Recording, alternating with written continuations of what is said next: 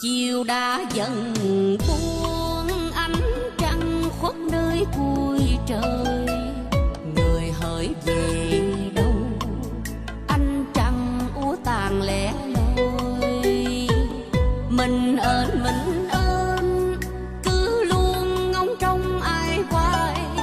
Biết ai đã nên duyên rồi, mà lòng còn nhớ khôn nguôi.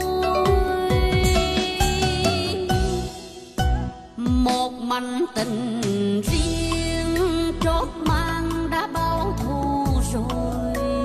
Người đã phụ ta, cớ sao ta còn nhớ thương.